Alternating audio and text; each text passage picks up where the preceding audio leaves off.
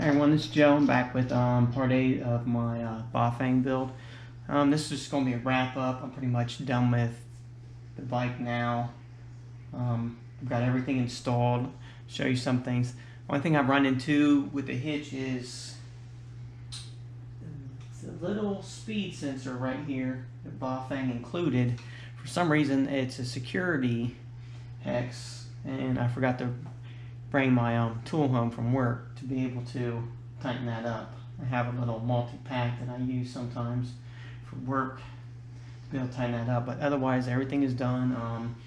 Just got to change out the seat, which is no big deal. But got my bag back on, everything on. I'll go over everything, show you how I kind of tidied up all the cables and stuff like that. But we got juice and everything else, so let's go ahead and look at everything. First thing I did was get this all cleaned up, put a couple zip ties here so I didn't have a bunch of spaghetti warehouse wires hanging all over the place and get caught. Of course, I tried to make sure that I had at least enough, enough room to turn and it wasn't going to catch. I'm not going to be cutting a turn that crazy right there on my bike, so I won't worry too much about it.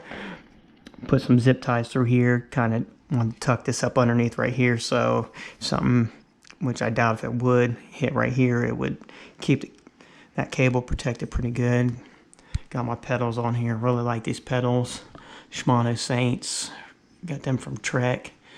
It come with these replacement little pins. I doubt if I'll need to replace it, but got them if they ever need to be done.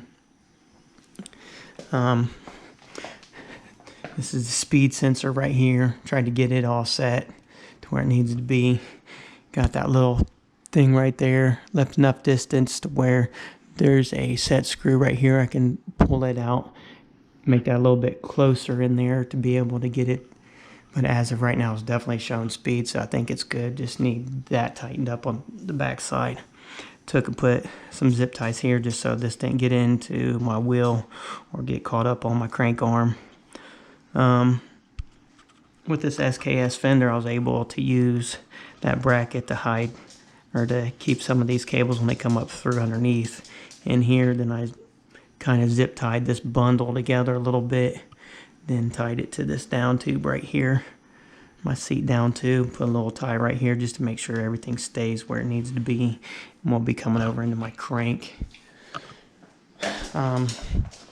Over here got my rear derailleur on, stuff like that. Ended up having to go with a little bit longer cable than what I thought.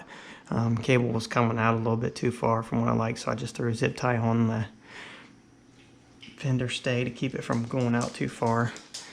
Of course, here this is all done. Everything's set. I've already went over all the gearing, so it definitely shifts through the gears really good. Cut cable, left a little bit longer length than normal, and put me a capper on there so it don't get all frayed and stuff like that. See how clean that is. Got the handlebars all done.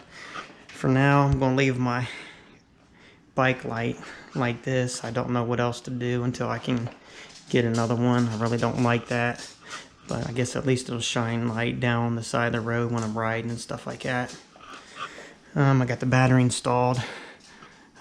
This right here is the on-off switch. We can go ahead and let's turn that on. I'll go over here and show you on this side. It's got a little button right here where you can push it, and I'll show you if you got full power or not on your battery.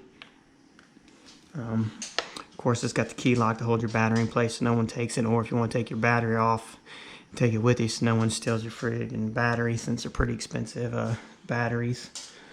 Okay, so this is, the throttle for if you just want to straight gas it and rest a little bit.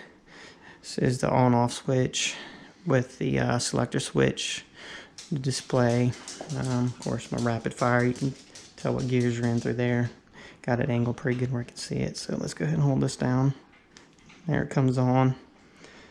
Shows full battery, miles per hour, and stuff like that. Got this plus and minus right here. It gives you the assists right there. And that goes up to 5. You can go down. And that's a pedal assist, and of course if you just hit this, it'll straight give you a little bit. Just with that little bit, definitely didn't take it long, get up to decent speed. So we're just almost at the testing stage now and out of the build stage. Really wasn't too hard, didn't take me too long, stretched over eight little videos, but that's okay.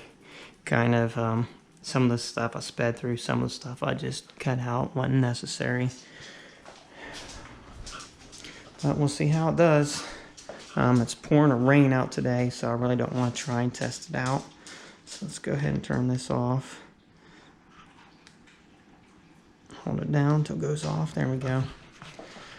So I guess my next videos will be me testing this out, at least when it's dry. It's supposed to have some crappy weather here in Ohio for the next few days, maybe I think for next week, but we'll see.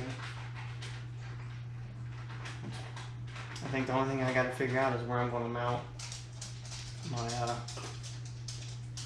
camera mount to on here, since there's so much stuff on the handlebars. Might have to wear a chesty or put a helmet on and throw a helmet mount on and go from there. So if you got any questions, leave me questions, feedback. New to this, just trying to learn some stuff, trying to help people out, showing this really isn't a hard thing to do if you're mechanically inclined. Just take your time.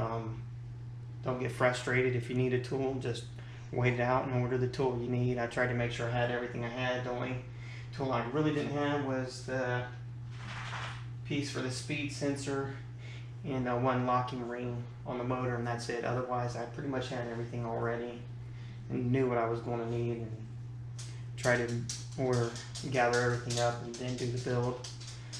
So next video will be hopefully some test riding. Thanks for watching. Bye.